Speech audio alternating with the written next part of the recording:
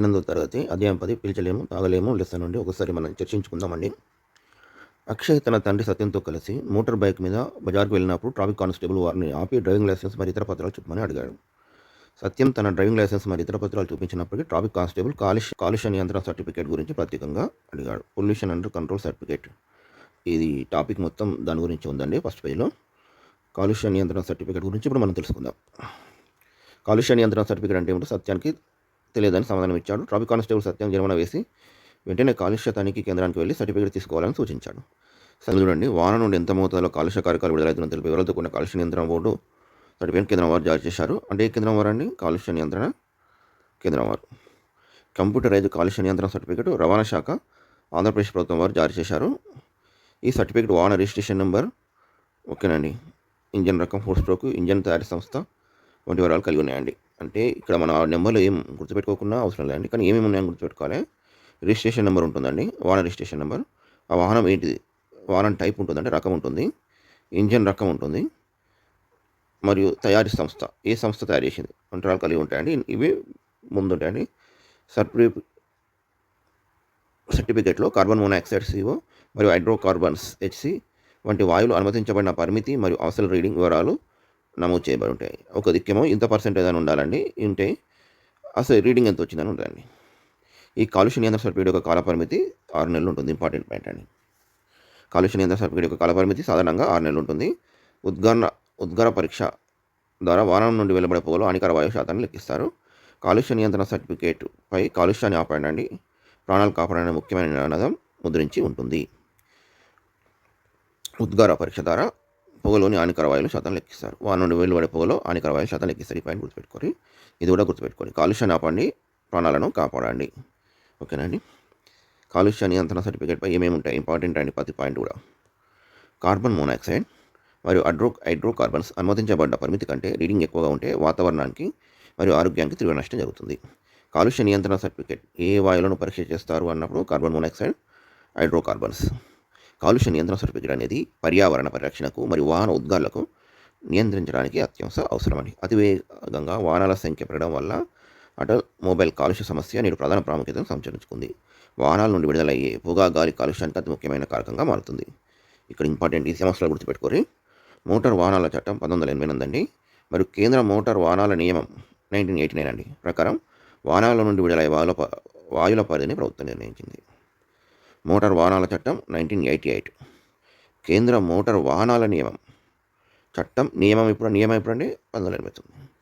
ఓకేనండి. ఫస్ట్ చట్టం వచ్చింది, తర్వాత నియమం వచ్చిందని గుర్తుపెట్టుకోవాలి. అన్ని రకాల వాహనాలు, ముఖ్యంగా కొత్త కొన్న వాటి 1 సంవత్సర కాల పరిమితి తర్వాత ప్రతి 6 నెలలకు ఒకసారి కాలుష్య నియంత్రణ సర్టిఫికేట్ తప్పనిసరిగా తీసుకోవాలి. ఇది ఇంపార్టెంట్ పాయింట్ అండి. అన్ని రకాల వాహనాలు, 2 వీలర్ 4 వీలర్తో సంబంధం లేకుండా అన్ని రకాల వాహనాలు కొత్త కొన్న తర్వాత 1 ఇయర్ వరకు కాలుష్య నియంత్రణ సర్టిఫికేట్ అవసరం లేదండి. తర్వాత 6 నెలలకు ఒకసారి తీసుకుంటూ ఉండాలండి. గతంలో నీలి రంగు ఆకాశం, పరిశుభ్రమైన నీరు, స్వచ్ఛమైన గాలి దొరికేవని పెద్దలు చెప్పుకునేవారు. అంటే ఈ వాహనాలు రావడం వల్ల గాలి కాలుష్యం ఎక్కువైంది అని అంటున్నారండి. ప్రస్తుతంలో వాతావరణంలో నాణ్యత క్రమంగా తగ్గిపోతుందని శాస్త్రజ్ఞులు నిరంతరం హెచ్చరిస్తున్నారు. గాలి మరియు నీటి నాణ్యత తగ్గిపోవడం వల్ల దాని ప్రత్యక్ష ప్రభావం మన ఆరోగ్యం మీద పడుతుంది. దీని ఫలితంగా చాలామంది శ్వాసకోశ సంబంధిత వ్యాధులు, ఊపిరితిత్తులు, క్యాన్సర్ వంటి మరియు అస్తమా వంటి రోగాలకు గురవుతున్నారు. కాలుష్యం ఒకసారి ఈ వ్యాధులు శ్వాసకోశ సంబంధిత వ్యాధులని. ఓకే, శ్వాసకోశ సంబంధిత వ్యాధులు, చాలామంది శ్వాసకోశ సంబంధిత వ్యాధులు గాలి ద్వారా పీల్చుకుంటే కానీ ఊపిరితిత్తులు, అస్తమా వంటి రోగాలకు గురవుతున్నారు. ఊపిరితిత్తుల క్యాన్సర్, శ్వాసకోశ సంబంధిత వ్యాధులు, ఆస్తమా, ఈ 3 గుర్తుపెట్టుకోవాలి. కాలుష్యం మనం ఇప్పుడే నియంత్రించలేకపోతే భవిష్యత్తులో పరిశ్రమలైన గాలి మరియు నీరు మనకు అందుబాటులో ఉండవండి. మన చుట్టూ జరుగుతున్న హానికర మార్పులు మన జీవితాలపై చూపే ప్రభావాన్ని అధ్యయనం చేయడం ఎంతో అవసరమండి. అసలు వాతావరణ కాలుష్యం అంటే ఏంటి? వాతావరణ కాలుష్యం, మనం చుట్టూ ఉన్న వాతావరణం సజీవ మరియు నిర్జీవ అంశాలతో కనబడి ఉంది. వాతావరణంలో అంశాలన్నీ ఉండవలసిన రీతిలో సక్రమంగా ఉంటేనే ప్రకృతి ఆరోగ్యంగా మరియు సమతుల్యంగా ఉంటుంది. హానికర జీవులు లేదా పదార్థాలు మన శరీరంలోకి ప్రవహించినప్పుడు మన ఆరోగ్యం దెబ్బతింటుంది. అదేవిధంగా హానికర పదార్థాలు వాతావరణంలోకి ప్రవేశిస్తే సహజ వ్యవస్థకు ఆటంకం ఏర్పడుతుంది. దీనివల్ల రకరకాల రసాయన చర్యలు జరిగి సహజ వనరులు దెబ్బతినడం కాకుండా మొక్కలు మరియు జంతువుల ఆరోగ్యం ప్రభావితం చూపుతుంది. ఈ మార్పులు జీవరాశుల మనుగడకు హాని కలిగిస్తాయి. ఇలా అవాంఛనీయ పదార్థాలు వాతావరణంలోని కలియడాన్ని కాలుష్యం అంటారు. కాలుష్యం అంటే ఏంటండి? ఇవన్నీ దురదృష్టవశాత్తు మానవుల చర్యలే ఈ కాలుష్యానికి ప్రధాన కారణం అవుతున్నాయండి. కాలుష్యం అనేది రసాయన పదార్థాలు, జీవరాశులు, ప్రమాదకరమైన ఉష్ణం, శబ్దం లేదా హానికర కిరణాల వల్ల కలగవచ్చండి. వ్యాపార్థకాలలో గాలి, నీరు లేదా నీళ్ళలోకి హాని కలిగించే పదార్థాల చేరికనే కాలుష్యం అని పిలుస్తారు. గాలి కాలుష్యం అనగానే గాలి కాలుష్యం గురించి తెలుసుకుందామండి. గతంలో కాలుష్యం గురించి తెలుసుకుందాం. గాలిలోని ముఖ్యమైన నైట్రోజన్, ఆక్సిజన్, ఆర్గాన్ మరియు కార్బన్ డైఆక్సైడ్ అనే 4 ప్రధాన వాయువులు ఉన్నాయండి. ఓకేనండి. వీటిని మౌలిక మూలకాలు అంటారండి. వాతావరణంలోని గాలిలోని ఇతర వాయువులు చాలా తక్కువ పరిమాణంలో ఉంటాయండి. వీటిని సూక్ష్మాంశాలుగా పరిగణిస్తారండి. ఓకే. మౌలిక మూలకాలు ఏంటంటే nitrogen 78%, oxygen 20.9%, organ 0.90, carbon dioxide 0.03 మరియు ఇతర వాయువులు 0.17 పరిమాణంలో ఉన్నాయండి. ఇవన్నీ నేర్చుకోవాల్సిందేనండి. ముఖ్యంగా మనము 78% నైట్రోజన్ గుర్తుపెట్టుకోవాలి. ఓకేనా. ఈ 20.9% ఆక్సిజన్ అంటే దాదాపు 21. ఓకేనండి. 0.90 ఆర్గాన్, ఈ 3 ఎక్కువ శాతం ఉండేవి అండి. తర్వాత 0.03 CO2 అండి. 28.1 nitrogen, 20.9 oxygen, organ 0.9, carbon dioxide 0.03. ఈ 4 గుర్తు పెట్టుకుంటే అయిపోతాయి. మిగతా వాయువులు, ఇతర వాయువులు 17%. వాతావరణంలో ఉన్న సుమారు 21%, 20.9% ఆక్సిజన్ అన్ని జీవరాశుల మరణకు ప్రధాన కారణం అండి. ఆక్సిజన్ వాయు పదార్థాలు మనడానికి ఉపయోగపడుతుంది, అంటే దహన ప్రక్రియకు ఉపయోగపడుతుంది. గాలిలో 0.03%లో ఉండే కార్బన్ డైఆక్సైడ్ మొక్కల కిరణజన్య జరగడానికి తోడ్పడుతుంది. వాతావరణంలోని మిగతా వాయువులు కూడా నిర్ణీత స్థాయిలో ఉండి ప్రకృతి సమతుల్యతను కాపాడతాయి. మానవ చర్యల వల్ల కానీ, ప్రకృతి చర్యల వల్ల కానీ గాలిలో అంశాలు లేదా వాతావరణ సమతుల్యంలో మార్పు సంభవిస్తే దాన్ని గాలి కాలుష్యం అంటారండి. మానవ చర్యల వల్ల కానీ, ప్రకృతి చర్యల వల్ల కానీ గాలిలోని అంశాలు ఉన్నాయి కానీ oxygen, nitrogen, organ, carbon dioxide మరియు ఇతర వాయువులు వాతావరణ సమతుల్యతలో కూడా లేదా వాతావరణ సమతుల్యతలో మార్పు సంభవిస్తే దాన్ని గాలి కాలుష్యం అంటారండి. సహజంగా గాలిలో సమతుల్యత మార్పులు రావడానికి కారణమైన పదార్థాలను గాలి కాలుష్య కారకాలు అని పిలుస్తారు. అగ్నిపర్వతాలు బద్దలవడం, అడవుల దహనం మరియు ఇసుక తుఫాన్ల వంటి ప్రకృతి వైపరీత్యాల వల్ల కాలుష్య కారకాలు వాతావరణంలోకి ప్రవేశిస్తున్నాయండి. గాలిలోని వివిధ అంశాల సంకేతాలు మరియు ఘన పరిమాణ శాతాలు ఈ విధంగా ఉన్నాయండి. ఇంతమందికే చదువుకున్నాం. ఇది కొద్దిగా డీటెయిల్గా ఇచ్చారండి. ఇంకా 78% నైట్రోజన్ అండి. ఓకేనా. ఆక్సిజన్ 20.947%. మనం 20.9 అనుకున్నాం కానీ 47 యాడ్ చేయాలండి. ఆర్గాన్ 9% అనుకుంటే 0.923. ఓకేనండి. ఆక్సిజన్, ఓకే, ఆక్సిజన్తో కార్బన్ డైఆక్సైడ్ 0.3%. ఇక్కడ నైట్రోజన్ 78% మనం ఇంతకుముందు చేసుకునే ఉందండి. కార్బన్ డైఆక్సైడ్ CO2 కూడా 3% ఉందండి. ఆక్సిజన్ మార్చారండి. 20.9, 0.9 47 యాడ్ చేశారండి, 23 యాడ్ చేశారండి. 947,923. ఓకేనా. 947,923 ఈ రెండు గుర్తు పెట్టండి. గాలిలో నీటి ఆవిరి పరిమాణం 0.1% నుండి, అంటే వాతావరణంలో నీటి పరిమాణ శాతం మారుతుంటుందని అందుకే అన్నారు 1% వరకు ఉంటుందని. 0.1% నుండి 1% వరకు ఉంటుందండి. వాతావరణంలో మొత్తం వాయువుల ఘన పరిమాణం 100కు సమానంగా ఉంటుంది.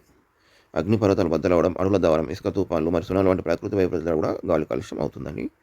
ప్రకృతి వైపరీత్యాల కంటే ఎక్కువ మొత్తంలో గాలి కాలుష్యం కేవలం మానవుల అనుచిత చర్యల వల్లనే జరుగుతుంది. ఒక ప్రదేశంలో టైర్లను లేదా ఎండిపోయిన ఆకులను కాల్చడం వల్ల వచ్చే పొగ మరియు బూడిద వాతావరణంలో కలిసి గాలిని కలుషితం చేస్తున్నాయి. గాలి కాలుష్య కారకాలు గాలిని మానవులు పీల్చడానికి పనికిరాకుండా చేయడమే కాకుండా శ్వాసకోశ సంబంధమైన జబ్బులు మరియు క్యాన్సర్ వంటి వ్యాధులు కారణమవుతున్నాయి. శ్వాసకోశ సంబంధమైన జబ్బులు, ఊపిరితిత్తుల క్యాన్సర్ వంటి వ్యాధులు కారణమవుతున్నాయి. ఆస్తమా కూడా వస్తుందండి. భూగోళం మీద వివిధ దశల్లో వీస్తున్న పవనాల చలనం ద్వారా గాలి కాలుష్య కారకాలు ప్రపంచమంతా విస్తరించుంటాయి. ఓకేనండి. భూమి మీద వీస్తున్న పవనాలు ఉంటాయి కానీ ఈ పవనాలు చలనం ద్వారా గాలి కాలుష్య కారకాలు ప్రపంచమంతా విస్తరించిపోయాయండి. గాలి కాలుష్యం అనేది ఒక ప్రాంతానికే పరిమితమైన సమస్య కాదండి. దీనివల్ల కాలుష్యం దూరం ప్రాంతాలు కూడా ఇబ్బందులు ఎదుర్కోవాల్సి వస్తుంది. అంటే పవనాల ద్వారా గాలి నీట్గా ఉండే, అంటే చెట్లతో పచ్చగా కలకలలాడే ప్రాంతాలు కూడా ఈ పవనాల వల్ల గాలి కాలుష్యానికి దెబ్బతింటాయండి. నూనె కాగితం ప్రయోగం ద్వారా వేర్వేరు ప్రాంతాల్లో ఒక ప్రయోగం ఇచ్చారండి. నూనె కాగిత ప్రయోగం అండి. అక్కడ వేర్వేరు ప్రాంతాల్లో ఉంచి ఇంటి దగ్గర లేదా పాఠశాల లేదా వాహనాల స్థలం ఉంచిన నూనె కాగితంపై వచ్చే మార్పులను ఆయా ప్రాంతంలోని గాలి కాలుష్య స్థాయిని సూచిస్తున్నాయి. ఎక్కువ కాలుష్యం ఉన్నప్పుడు అది తొందరగా నల్లగా అయిపోతుందని. గాలి కాలుష్య కారకాలు. గాలి కాలుష్య కారకాలు మానవ చర్యలు మరియు ప్రకృతి వైపరీత్యాల వల్ల ఏర్పడతాయి.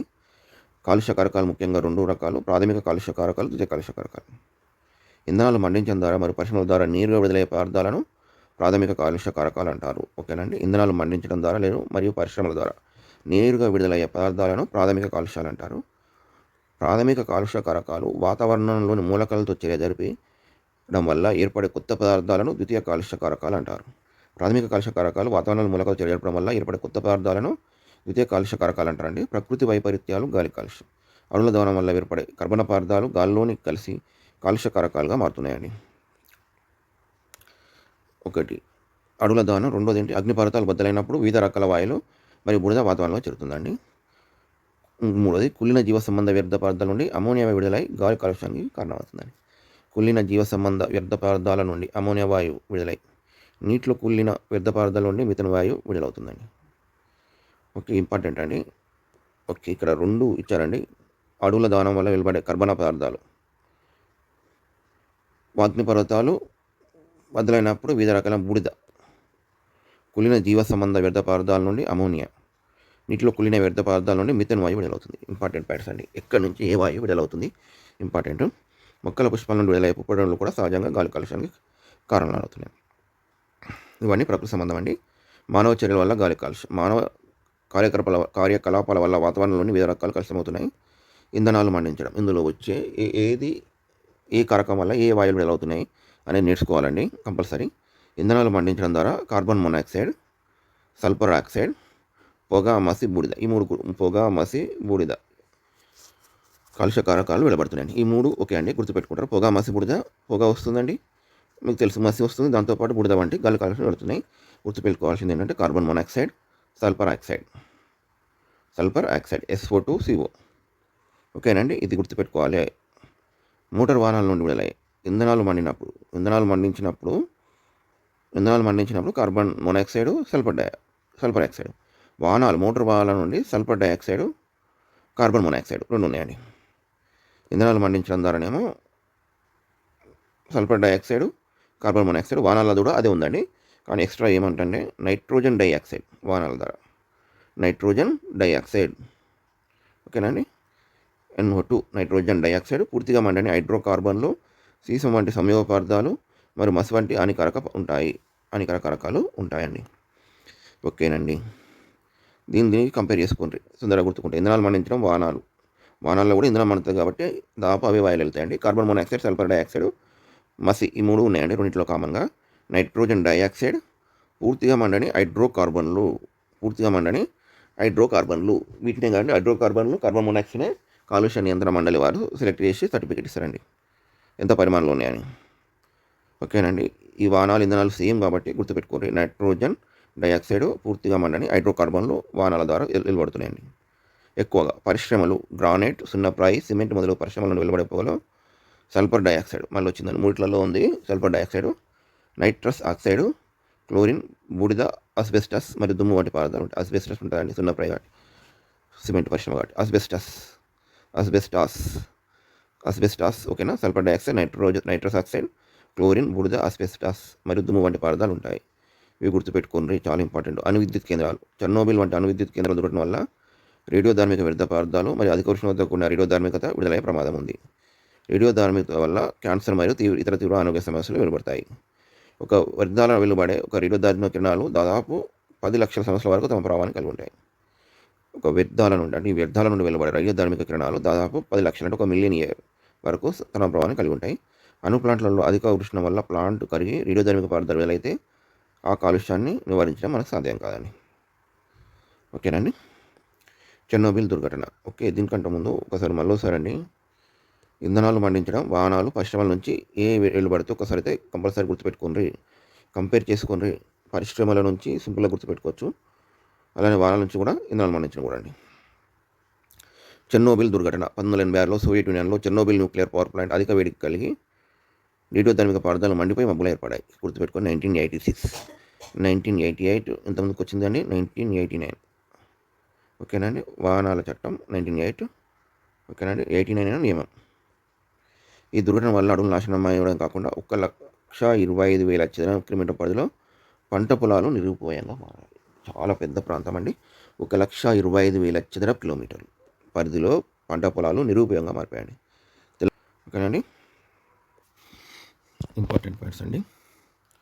తెలంగాణలోని నల్లగొండ జిల్లా ముళ్ళ చెరువు, మట్టంపల్లి. నల్గొండ జిల్లాలో 2 అండి, ముళ్ళ చెరువు, మట్టంపల్లి. మామ, నల్లగొండలో మామ. వికారాబాద్ జిల్లాలోనూ తాండూరు, కరణ్కోట. ఓకేనా. వికారాబాద్ జిల్లా తాండూరు, కరణ్కోటలో సిమెంట్ పరిశ్రమలు విస్తరించున్నాయి. ఈ 4 పేర్లు గుర్తుపెట్టుకోవాలండి. సిమెంట్ పరిశ్రమలు ఎక్కడెక్కడ ఉన్నాయండి? నల్గొండ జిల్లా ముల్ల చెరువు, మఠంపల్లిలో మరియు వికారాబాద్ జిల్లా తాండూరు, కరణ్కోటలో సిమెంట్ పరిశ్రమలు విస్తరించున్నాయి. గ్రానైట్ మరియు సిమెంట్ పరిశ్రమల నుండి వెలువడే ధూళి గాల్లోని కాలుష్యాన్ని కలిగిస్తుందండి. పెద్దపల్లి జిల్లా రామగుండంలో మరియు ఖమ్మం జిల్లా పాల్వంచ థర్మల్ విద్యుత్ కేంద్రాలు ఉన్నాయండి. గుర్తుపెట్టుకోండి. పెద్దపల్లి జిల్లాలోని రామగుండం ఫేమస్ అండి. అదే ఖమ్మం జిల్లాలోని పాల్వంచ థర్మల్ విద్యుత్ కేంద్రాల నుండి వెలువడే బూడిద, ధూళి, సల్ఫర్ డయాక్సైడ్ మరియు రేడియోధార్మిక పదార్థాల వల్ల గాలి, నీరు, నీర కలుషితమవుతున్నాయండి. ఓకేనండి, చాలా ఇంపార్టెంట్ అండి. బూడిద, ధూళి, ఓకే, ఈ 2 కామన్ అండి. మళ్ళీ సల్ఫర్ డయాక్సైడ్ వచ్చిందండి. సల్ఫర్ డయాక్సైడ్ ఇట్లా వస్తుంది. మరియు రేడియోధార్మిక పదార్థాల వల్ల, థర్మల్ విద్యుత్ కేంద్రం కాబట్టి రేడియోధార్మిక పదార్థాలు, ఇది గుర్తుపెట్టుకుంటే అయిపోతుంది. ఇలా మీరు ప్రత్యేకంగా గుర్తుపెట్టుకోవాల్సింది సల్ఫర్ డయాక్సైడ్. ఈ కాలుష్యం వల్ల ఈ ప్రాంత ప్రజలు ఏమవుతారు? ఊపిరితిత్తుల క్యాన్సర్ వస్తుంది. రేడియోధార్మిక కాబట్టి చర్మ సంబంధ ఎలర్జీలు మరియు ఆస్తమా వంటి వ్యాధులు బాధపడుతుంటారు. థర్మల్ విద్యుత్ కేంద్రం నుండి వెలువడే సల్ఫర్ డయాక్సైడ్ మరియు రేడియోధార్మిక పదార్థాలు ప్రధానంగా గాలిని కలుషితం చేస్తున్నాయి. సల్ఫర్ డయాక్సైడ్ 10 దాంట్లో ఉంటుంది, గుర్తుపెట్టుకోండి. ఇప్పటి వరకు వచ్చిన వాటిల్లో విద్యుత్ ఉత్పాదక కేంద్రాలు, భారతదేశంలోని నీటిని ఉపయోగించే జల విద్యుత్ కేంద్రాలు, బొగ్గు మరియు గ్యాస్ ఆధారిత థర్మల్ విద్యుత్ కేంద్రాలు మరియు యురేనియం వంటి రేడియోధార్మికత పదార్థాలతో పనిచేసే అణు విద్యుత్ కేంద్రాలు. ఓకేనండి, ఇవి విద్యుత్ ఉత్పాదక కేంద్రాలు రకాలు ఇచ్చారండి. జల విద్యుత్ కేంద్రాలు 1, 2 థర్మల్ విద్యుత్ కేంద్రాలు, 3 రేడియోధార్మికతో పనిచేసే అణు విద్యుత్ కేంద్రాలు. ఓకేనండి, జల విద్యుత్ కేంద్రాలలో నీటిని ఉపయోగిస్తాండి. థర్మల్ విద్యుత్ కేంద్రాల్లో బొగ్గు మరియు గ్యాసు, యురేనియం రేడియోధార్మిక పదార్థాలతో అణు విద్యుత్ కేంద్రాలు. ఈ 3 గుర్తు ఇంపార్టెంట్ అండి. పవనాల నుండి మరియు సముద్రాల నుండి కూడా విద్యుత్ ఉత్పత్తి ప్రక్రియలు జరుగుతున్నాయండి. ఓకే, 4వది పవనాలండి, 5వది సముద్రాల నుండి అండి. థర్మల్ విద్యుత్ కేంద్రం నుండి వెలువడే బూడిద, ధూళి, సల్ఫర్ డయాక్సైడ్ వంటి పదార్థాలు గాలిని కాలుష్యం చేస్తున్నాయి. Sulphur dioxides. ముంద్రా గుర్తుపెట్టుకొని, విద్యుత్ ఉత్పత్తి కేంద్రం భారతదేశంలోని ప్రధాన విద్యుత్ కేంద్రంలో విద్యుత్ ఉత్పాదక కేంద్రాల్లో ఒకటిగా ఉంది. పేరు గుర్తుపెట్టుకోండి, ముంద్రా. ఈజీగా గుర్తుపెట్టుకోండి, ముంద్రా అని. ఓకేనా. ముంద్రా విద్యుత్ ఉత్పత్తి కేంద్రం భారతదేశంలోని ప్రధాన విద్యుత్ ఉత్పాదక కేంద్రాల్లో ఒకటిగా ఉంది. పేరేంటండి? ముంద్రా గుర్తుపెట్టుకుంటారండి, ఈజీగా ఉంది పదం అది. మరి ఎరువులు మరియు పురుగుల మందులు. వ్యవసాయంలో రసాయనిక ఎరువులు మరియు పురుగుల మందులు వాడకం వల్ల గాలి మాత్రమే కాకుండా నీరు మరియు నేల కూడా కలుషితానికి గురవుతున్నాయి. ఎరువులు మరియు పురుగు మందులు. వ్యవసాయంలో రసాయనిక ఎరువులు మరియు పురుగు మందులు వాడకం వల్ల గాలి మాత్రమే కాకుండా నీరు, నేల కూడా కాలుష్యానికి గురవుతుందని. అంటే ఎరువులు, పురుగు మందుల వల్ల గాలి, నీరు, నేల 3 రకాలుగా కలుషితమవుతున్నాయండి. అడవుల నరికివేత. అడవుల్లో నిర్మూలన కారణంగా ప్రస్తుతం భూమిపై 19% మేర మాత్రమే అడవులు విస్తరించున్నాయండి. ఒక్కొక్క సందర్భంలో ఈ పర్సంటేజ్లు మారుతుంటాయండి. మనమైతే ఇప్పుడు గుర్తుపెట్టుకోవాల్సింది 19% ఉన్నాయండి. చెట్లు ఏం చేస్తాయండి? కిరంజన సంయోగక్రియ ద్వారా కార్బన్ డైఆక్సైడ్ను వినియోగించుకొని ఆక్సిజన్ను విడుదల చేస్తాయండి. కానీ అడవుల నరికివేత వల్ల గాల్లోని కార్బన్ డైఆక్సైడ్ శాతం పెరిగి గ్లోబల్ వార్మింగ్, భూతాపం సంభవిస్తుంది. అడవుల నరికివేత వల్ల కార్బన్ డైఆక్సైడ్ వినియోగం తగ్గిపోతుంది. దానివల్ల గ్లోబల్ వార్మింగ్, భూతాపం సంభవిస్తుందండి. క్లోరోఫ్లోరోకార్బన్స్ మీరు చిన్నప్పటి నుంచి చదువుకున్నారండి, CFC. ఎక్కడి నుంచి వస్తాయండి? రిఫ్రిజిరేటర్లు, ఏసీలు, విమానాల నుండి వెలువడే ఏరోసోల్స్. ఇది గుర్తుపెట్టుకోండి. ఏరోసోల్స్ ద్వారా క్లోరోఫ్లోరోకార్బన్లు గాలిలోనికి విడుదలవుతాయి. ఏరోసోల్స్ ద్వారా వెలువడే ద్వారా ఈ క్లోరోఫ్లోరోకార్బన్లు భూమిని ఆవరించి ఉన్న ఓజోన్ పొరను దెబ్బతీస్తాయండి. ఓజోన్ పొర దెబ్బతినడం వల్ల ప్రమాదకరమైన అతి నీల లోహిత UV రేస్ నేరుగా భూమి మీద పడతాయి. ఓకేనండి. ఖనిజాలు తవ్వే ప్రక్రియ వల్ల కూడా వాతావరణంలోకి భారీగా ధూళికణాలు విడుదలవుతాయండి. ఓకే, కాలుష్య కారకాలు, వాటి మూలాలు.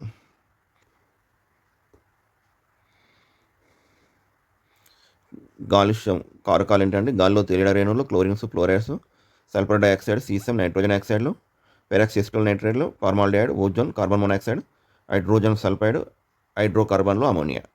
ఇవి ఇచ్చారండి కాలుష్య కారకాలు. వెలువడే స్థానాలు, ఎక్కడి నుంచి ఇవి వెలువడతాయి. ఓకేనండి, ఈ పాఠంలో ఉండి మనం ఇప్పుడు నేర్చుకుందాం.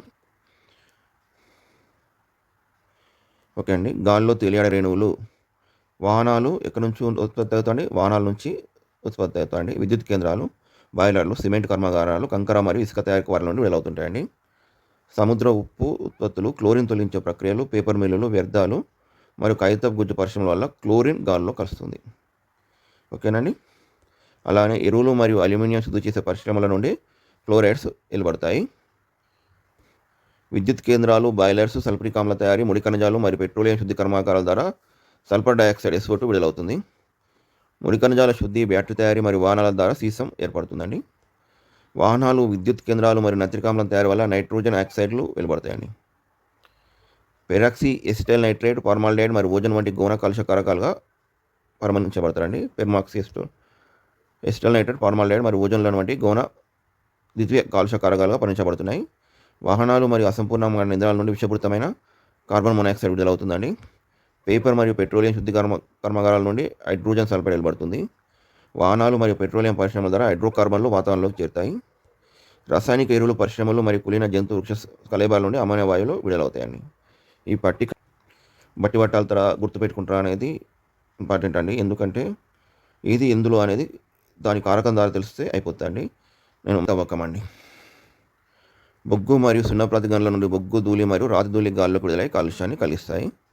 గాల్లోని కాలుష్య కారకాలు మరియు రేణుయుత కాలుష్య కారకాలను గుర్తించి నమోదు చేయడం ద్వారా కాలుష్య తీవ్రతను అవగాహన చేసుకోవచ్చు.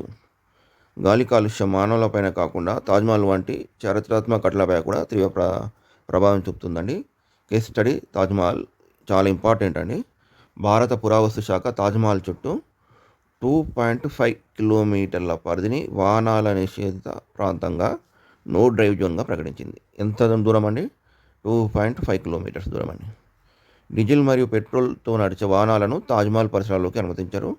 సందర్శకులు గుర్రబగ్గి లేదా బ్యాటరీ బస్సుల వంటి పొగరాని వాహనాల్లోనే అక్కడికి చేరుకోవాలి.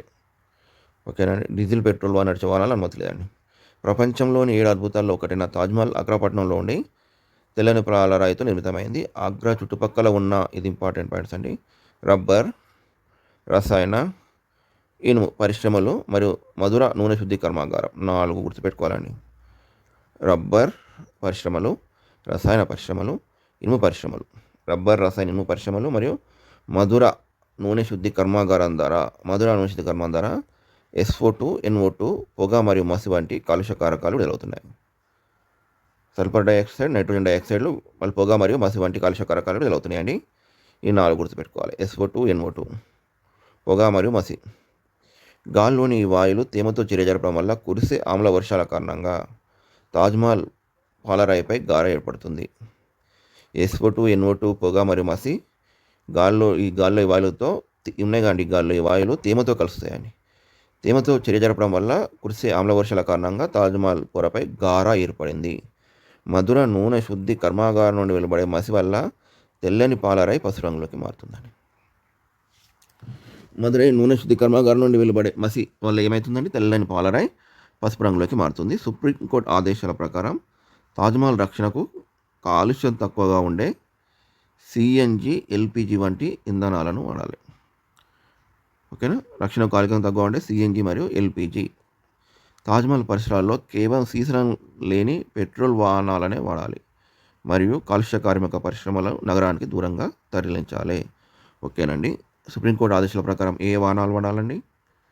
కాలుష్యం తక్కువగా ఉండే ఏ ఇంధనాలు వాడాలండి? CNG మరి LPG. సీసం లేని పెట్రోల్ వాహనాలు వాడాలండి తాజ్మహల్ పరిసరాల్లో ఉన్నవారు. నెక్స్ట్ రెండోదండి, ఇంకోటి భోపాల్ గ్యాస్ దుర్ఘటన. చెర్నోబిల్ అయిపోయింది, తాజ్మహల్ ఉందండి, ఇప్పుడు భోపాల్ గ్యాస్ దుర్ఘటన. మూడింటి గురించి ఇచ్చారండి. డిసెంబర్ 2 డేటుతో సహా ఇచ్చారు కాబట్టి ఇంపార్టెంట్ అండి. 1984 నాడు జరిగిన ఈ దుర్ఘటనలో సుమారు 3,000 మంది మరణించగా చెర్నోబిల్ సంఘటన 1986 అండి. 1984 ఏమో భోపాల్ దుర్ఘటన. ఓకే, భోపాల్ దుర్ఘటన ముందు జరిగిందండి 1984. ఓకేనండి. నెక్స్ట్ 1988 వాహనాల చట్టం, 1988 వాహనాల చట్టం, 1989 నియమాలండి. 4 ఇయర్స్ వచ్చాయండి. డిసెంబర్ 1, 1984 నాడు జరిగిన దుర్ఘటనలో ఎంతమంది మరణించారు? 3,000 మంది. ఎంతమంది అచేతులు అయ్యారు? 5,000 మంది అండి. ఈ సంఖ్య కూడా ఇంపార్టెంట్. ఈ ప్రమాదం వల్ల వేల కొద్ది పశువులు, పక్షులు, ఇతర జంతువులు కేవలం ఒక రాత్రిలోనే ప్రాణం కోల్పోయాయి. ఓకేనా అండి. ఇంకో పాయింట్, ఇంపార్టెంట్ పాయింట్ అండి ఇది. యూనియన్ కార్బైడ్ క్రిమిసంహారక మందుల కర్మాగారం. యూనియన్ కార్బైడ్ క్రిమిసంహారక మందుల కర్మాగారం నుండి మిథైల్ ఐసోసైనైట్ అనే విషవాయు విడుదల కావడం వల్ల ఈ ఘోరం జరిగింది. ఈ పాయింట్ ఇంపార్టెంట్ అండి. ఓకేనండి. డేట్తో కంటే ఇది ఇంపార్టెంట్ అండి. యూనియన్ కార్బైడ్ క్రిమిసంహారక మందుల కర్మాగారం నుండి మిథైల్ ఐసోసైనైట్ అనే విషవాయు విడుదల కావడం వల్ల ఈ ఘోరం జరిగిందండి. మానవ తప్పిదాల వల్ల జరిగే ఈ వాయు కాలుష్య దుర్ఘటన చరిత్రలో ఎప్పటికీ మర్చిపోలేని అత్యంత భయంకరమైనది. మానవ తప్పిదాల వల్ల జరిగే ఈ వాయు కాలుష్య దుర్ఘటన చరిత్రలో ఎప్పటికీ మర్చిపోలేని అత్యంత దుర్ఘటన అండి. గుర్తుపెట్టుకోండి, ఈ డేట్స్ గుర్తుపెట్టుకోరి, ఎంతమంది చనిపోయారు గుర్తుపెట్టుకోరి. ఓకేనా. డిసెంబర్ 2, 1984 గుర్తుపెట్టుకోవాలి. 3,000 మంది మరణించగా 5,000 మంది అచేతనులైనారు. యూనియన్ కార్బైడ్ క్రిమిసంహారక మందుల కర్మాగారం మిథైల్ఐసోసైనైట్ గుర్తుపెట్టుకోవాలండి. మానవ తప్పిదాల వల్ల జరిగే ఈ వాయు కాలుష్య దుర్ఘట చరిత్రలో ఎప్పటికీ మర్చిపోలేనిది అని. వాయు కాలుష్యం వల్ల కలిగే దుష్ఫలితాలు. మానవ ఆరోగ్యం మరియు అభివృద్ధిపై వాయు కాలుష్యం ప్రతికూల ప్రభావం చూపుతున్నందున దీని నియంత్రణ ప్రపంచవ్యాప్తంగా తక్షణ అవసరంగా గుర్తిస్తున్నారండి. వాయు కాలుష్యం వల్ల శ్వాస పీల్చుకోవడం ఇబ్బందులు, గొంతు నొప్పి, ఛాతీ నొప్పి, వికారం, అస్తమా, బ్రాంకైటిస్ వంటి సమస్యలు కూడా వస్తున్నాయండి. గుర్తుపెట్టుకోండి, బ్రాంకైటిస్. ఇంతకుముందుకు ఏమైందండి, శ్వాసకోశ సంబంధిత వ్యాధులు, ఊపిరితిత్తుల క్యాన్సర్, అస్తమా వచ్చిందండి. తర్వాత ఇప్పుడు బ్రాంకైటిస్ వచ్చిందండి. అన్ని ఛాతీ సంబంధించినవి. కాలుష్యం తీవ్రంగా గురికావడం వల్ల ఊపిరితిత్తుల క్యాన్సర్, హృదయ సంబంధ వ్యాధులు, ఇంకో పాయింట్ వచ్చిందండి. కాలుష్య కారకాలలో ఊపిరితిత్తుల క్యాన్సర్ రిటర్న్గా వచ్చింది, అస్తమా వస్తుందండి. ఇప్పుడు తర్వాత బ్రాంకైటిస్ వచ్చిందండి. ఇప్పుడు 4వది హృదయ సంబంధ వ్యాధులు మరియు అధిక రక్తపీడన వంటి ఆరోగ్య సమస్యలు వస్తాయి. బీపీ కూడా ఇచ్చారండి, హార్ట్ అటాక్ ఇచ్చారు అండి, అంటే హార్ట్ అటాక్ సంబంధించిందండి, హృదయ సంబంధ వ్యాధులు, బీపీ. ఓకేనండి. ఇప్పుడు ఇచ్చిన ఏంటంటే మళ్ళీ ఒకసారి చూద్దాం. శ్వాసకోశ సంబంధిత వ్యాధులు, 2 ఊపిరితిత్తుల వ్యాధులు, క్యాన్సర్, ఊపిరితిత్తుల క్యాన్సర్, 3 ఆస్తమా, 4 బ్రాంకైటిస్, 5 హృదయ సంబంధ వ్యాధులు, 6 అధిక రక్తపీడనం. ప్రపంచ ఆరోగ్య సంస్థ WHO, వరల్డ్ హెల్త్ ఆర్గనైజేషన్ 2007 గణాంకాల ప్రకారం, 2007 అండి, ప్రతి సంవత్సరం వాయు కాలుష్యం కారణంగా ప్రపంచవ్యాప్తంగా ఇంపార్టెంట్ అండి 2.4 మిలియన్ల మంది మరణిస్తున్నారు. 2007 నివేదిక ప్రకారం 2.4 మిలియన్ల మంది మరణిస్తున్నారు. గాలి కాలుష్య ప్రభావం వల్ల జంతువుల్లో కూడా అనేక రకాల వ్యాధులు ప్రబలుతున్నాయండి. వాయు కాలుష్యం అడవులు, వృక్ష సంబంధ మరియు జల ఆవరణ వ్యవస్థల మీద విపరీతమైన ప్రభావాన్ని చూపుతుంది. లోహాలు, నిర్మాణాలు, రబ్బర్, తోలు మరియు దుస్తులు కాలుష్యం వల్ల పాడవుతున్నాయి. అంతేకాకుండా నేల క్షారం కిరించడం వల్ల నేల క్రమక్షయానికి కూడా కారణమవుతుందండి. కాలుష్య కారకాల వల్ల కలిగే వివిధ రకాల హానికర ప్రభావాలండి. కాలుష్య కారకాల వల్ల కలిగే వివిధ రకాల హానికర పదార్థాలండి. గాల్లోని వివిధ కారకాల పర్యావరణానికి మరియు మానవ శరీరానికి వేరువేరు నష్టాలను కలిగిస్తుందండి. రేణుయుత పదార్థాలు, గాల్లో చేరిన దుమ్ము మరియు పొగ వంటివి మన కంటి చూపును తగ్గించడం కాకుండా దుస్తులు మరణ భవనాలను పాడు చేస్తాయండి.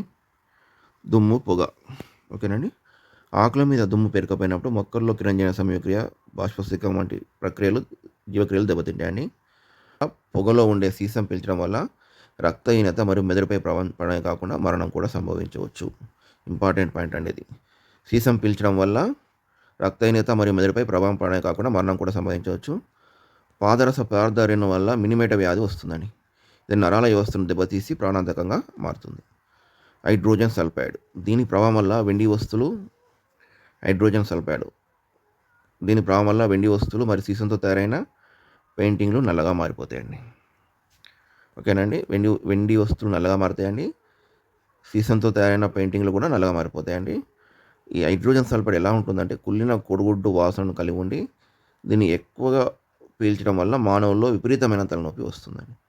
హైడ్రోజన్ సల్ఫైడ్ ఎలా ఉంటుందండి, కుళ్ళిన కోడిగుడ్డు వాసన ఉండి దీన్ని ఎక్కువగా పీల్చడం వల్ల విపరీతమైన తలనొప్పి వస్తుంది. ఓకే. కార్బన్ మోనాక్సైడ్ అండి, ఈ వాయువు రక్తంలోని హిమోగ్లోబిన్తో కలవడం వల్ల స్థిరమైన కార్బాక్సిమోగ్లోబిన్ ఏర్పడుతుంది. ఇవన్నీ చాలా ఇంపార్టెంట్ అండి. ఈ విషవాయు రక్తంలోని హిమోగ్లోబిన్తో కలవడం వల్ల స్థిరమైన కార్బాక్సిమోగ్లోబిన్ ఏర్పడుతుంది. దీనివల్ల హిమోగ్లోబిన్ శరీర భాగాలకు ఆక్సిజన్ సరఫరా చేసే సామర్థ్యం తగ్గిపోతుంది. దీని ఫలితంగా తీవ్రమైన శ్వాస సమస్యలు ఏర్పడి ఊపిరి ఆడక ప్రాణాలు పోయే ప్రమాదం ఉందని. గాలి కాలుష్యం వల్ల ఓజోన్, ఓకే అండి, ఇది ఇంపార్టెంట్ పాయింట్ ఏంటంటే కార్బన్ మోనాక్సైడ్ కార్బాక్సిమోగ్లోబిన్ ఏర్పరుస్తుందండి. దీంతో రక్తంలోని హిమోగ్లోబిన్తో కలవడం వల్ల. ఓకేనండి. దీనివల్ల శరీర భాగాలకు ఆక్సిజన్ సరఫరా చేసే సామర్థ్యం తగ్గిపోతుంది. శ్వాస సమస్యలు వస్తాయండి, ఊపిరాడక ప్రాణాలు కూడా కోల్పోయే ప్రమాదాలు ఉన్నాయండి. గాలి కాలుష్యం వల్ల ఓజోన్ పొర క్షీణించడం, గ్రీన్ హౌస్ ప్రభావం, భూతాప పీడనం మరియు ఆమ్ల వర్షాలు కురిసే అవకాశం ఉంటుందండి. ఇవన్నీ మనం చర్చించుకున్నాం. గాలి కాలుష్యం అనేది నిదానంగా పనిచేసే విషం వంటిది. దీని ప్రభావం వెంటనే కనిపించకపోయినా దీర్ఘకాలంలో ఆరోగ్యం మరియు సంపదకు తీవ్ర హాని కలిగిస్తుంది. నిదానంగా పనిచేసే విషం వంటిది. ఓకేనండి. ఒక్కసారి ఇంపార్టెంట్ కాబట్టి మళ్ళీ ఒకసారి చూద్దామండి. రేణుయుత పదార్థాలు, ఓకేనా. ఇలా ఇంపార్టెంట్ ఏంటంటే వాహనాల్లో పొగ ఉండే సీసం పీల్చడం వల్ల రక్తహీనత, మెదడుపై ప్రభావం పడడమే కాకుండా మరణం కూడా సంభవిస్తుంది. పాదరస పదార్థాల వల్ల మినిమేట వ్యాధి వస్తుంది. హైడ్రోజన్ సల్ఫైడ్ వల్ల వెండి లేదా సీసం తడిన పెయింట్లు నల్లగా మారిపోతాయండి. ఇది కుళ్ళిన కొడుగుడు వాసనతో సమానంగా ఉండి విపరీతమైన తలనొప్పిని కలగజేస్తుందండి. Hydrogen sulphide. కార్బన్ మోనాక్సైడ్ ఏందండి హిమోగ్లోబిన్‌తో కలిసి కార్బాక్సీ హిమోగ్లోబిన్ ఏర్పరుస్తుంది. దీనివల్ల ఏమైతుంది ఆక్సిజన్ సరఫరా చేసే సామర్థ్యం తగ్గడం వల్ల తీవ్రమైన శ్వాస సమస్యలు ఏర్పడి ఊపిరాడక ప్రాణాలు పోయే ప్రమాదం ఉందండి. గాలి కాలుష్యాన్ని పూర్తిగా తగ్గించలేకపోయినా కొన్ని జాగ్రత్తలు పాటించడం ద్వారా కొంత నియంత్రించవచ్చు. ఫ్యాక్టరీల వల్ల కలిగే కాలుష్యాన్ని తగ్గించడానికి వాటి పొడవైన చిమ్లను ఏర్పాటు చేయాలండి. ఇళ్లలో మరియు పరిశ్రమల ఇంధనాలు పూర్తిగా మండించే సామర్థ్యం గల పరికరాలను మాత్రం ఉపయోగించాలి. పరిశ్రమల చిమ్నుల్లో ఎలక్ట్రోస్టాటిక్ ప్రెసిపిరేటర్ను అమర్చడం ద్వారా గాలి కాలుష్యాన్ని నియంత్రించవచ్చు. ఇది ఏం చేస్తుందంటే చిన్న చిన్న రేణువులను అంటుకునేటట్టు చేసుకుంటుందండి. అంటే గాలిని శుద్ధి చేస్తుందండి. ఆ సేకరించిన స్వచ్ఛమైన గాలి బయటకు వెళ్తుందండి. చిన్న చిన్న రేణువులు దానికి అంటుకుంటాయండి. దాని తర్వాత వేరు చేస్తారండి దీని ద్వారా. వాహనాల నుండి పరిశ్రమ చిమ్ముల్లో ఇది గుర్తుపెట్టుకోండి ఎలక్ట్రోస్టాటిక్ ప్రెసిపిరేటర్స్. వాహనాల నుండి వెలువడే కాలుష్యాన్ని తగ్గించడానికి పెట్రోల్ డీజిల్ బదులుగా కంప్రెస్డ్ నేచురల్ గ్యాస్, ఇది ఇంపార్టెంట్ అండి. కంప్రెస్డ్ నేచురల్ గ్యాస్ వాడకాన్ని పెంచాలి. సిఎన్జి ఫుల్ ఫామ్ అడగొచ్చండి. కంప్రెస్డ్ అంటే నేచురల్ గ్యాస్ను వాడాలి, సిఎన్జిని వాడాలండి. ఇళ్లలో వంట చేయడానికి ఎల్పిజి లిక్విడ్ పెట్రోలియం గ్యాస్ను ఉపయోగించాలండి. Compressed natural gas CNG liquid petroleum గ్యాస్ను ఉపయోగించాలండి. వాహనాల్లో నాణ్యమైన ఇంధనాలను వాడడంతో పాటు క్యాటలైటిక్ కన్వర్టర్లను అమర్చడం మంచిదండి.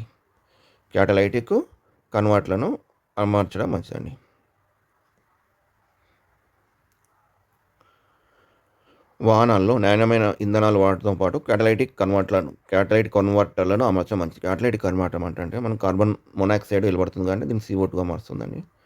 నైట్రోజన్ డయాక్సైడ్ వెలువడితే దీన్ని నైట్రోజన్గా మరియు నీటి ఆవిరిగా మార్చి విడుదల చేస్తుందండి. అవి క్యాటలైటిక్ కన్వర్టర్లు చేస్తాయండి. క్యాటలైటిక్ కన్వర్టర్లు అమర్చడం మంచిది. ఇది ఇంపార్టెంట్ పాయింట్ అని గుర్తుపెట్టుకోరి. పర్యావరణాన్ని మేలు చేసే సౌరశక్తి, పవనశక్తి మరియు జలశక్తి వంటి పునరుద్ధరింపదగిన శక్తి వనరులు అధికంగా వినియోగించుకోవాలండి. అన్ని రకాల మోటార్ వాహనాలకు కాలుష్య నియంత్రణ నిబంధనల ప్రకారం నడపాలి. మనం సీసం లేని పెట్రోల్ను వాడాలి. కాలుష్య నివారణకు మన చుట్టుపక్కల పరిసరాల్లో వినాన్ని ఎక్కువ చెట్లను నాటి వాటిని సంరక్షించుకోవాలి. వనమహోత్సవం, హరితహారం మరియు స్వచ్ఛ పాఠశాల వంటి కార్యక్రమాల ద్వారా మొక్కలు నాటే ప్రక్రియను ఒక ఉద్యమంలాగా చేపట్టాలి.